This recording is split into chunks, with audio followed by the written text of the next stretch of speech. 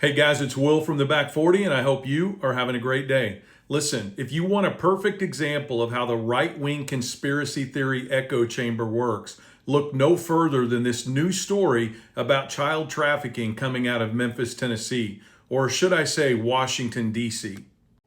So this week, Attorney General Pam Bondi went on to the Sean Hannity show and made the argument that since the federal government has increased its presence in Memphis, Tennessee, they've already located 44 missing children, all thanks to President Trump and Kristi Noem proposing to send in the National Guard and increasing the presence of other federal agencies there. Well, as is typically the case, the truth tells a different story.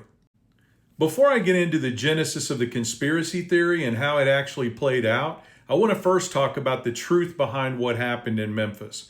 The truth of the matter is that this has been an ongoing task force based in Memphis, and this task force, which has been in operation for actually years, is the task force that found these 45, not 44, missing children. This was in combination with state and federal agencies across the state. And another thing that the report makes clear is that most of these, over 90%, were children who had run away from home, and they were actually trafficked by somebody they knew or a family member. Now, that's awful enough on its own, but why am I making the delineation?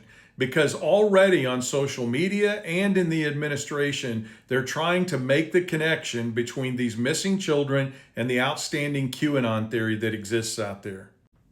In other words, by trying to argue that all these children were simply snatched out of their front yard and put into some sort of dark, nefarious trafficking system around the world, they're going to be using that as justification to carry out more military action in American cities around this country.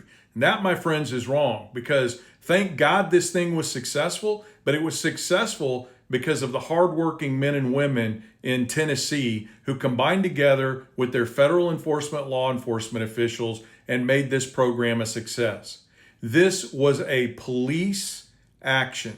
This was a police investigation. And the results and the credit that happened here go completely to the organizations inside the state of Tennessee that have been working on this for months and months and months.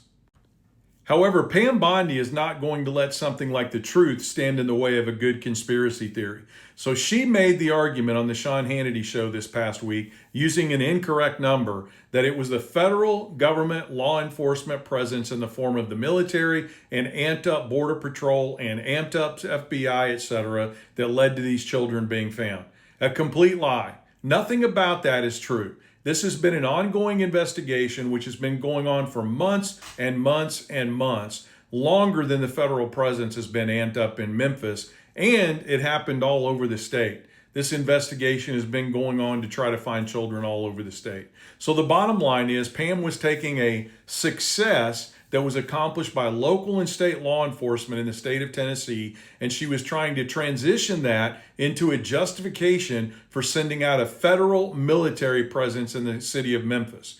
And you can rest assured that that same argument will be made to do the same thing in other cities around the country. Now, this may not seem like a big deal, guys, but we've got to be very cognizant of these false arguments when they're made, because they're lying every time they go into a city about the effective change that they're accomplishing there.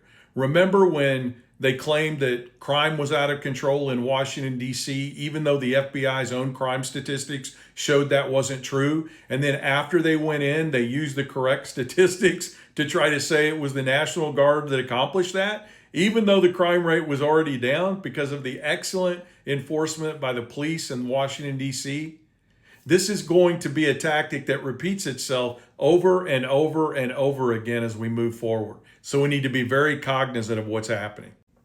At this point, I think we just need to tell the simple truth. Anything that comes out of this administration should be bounced off the litmus test that it is most likely misinformation or a lie. And if we move forward with that idea in mind, we'll be able to delineate between the things that are true and the things that aren't true. But this story, my friends, once again, is a lie coming directly out of the FBI by one of the highest law enforcement officials of the land to try to justify military action in other cities. And you have to ask yourself the question, once the military presence is there, what else will it be used for? Will it still be there come election day in 2026? Will it be used to intimidate? Will it be used to prevent people from voting? I don't want to create my own conspiracy theories. I'm just saying the option would be available if it stretches out that far. So don't do the lies. Don't believe the lies. And investigate. Find out what the truth is. Repost this video. Share it with your friends. And hey, everybody, have a great day.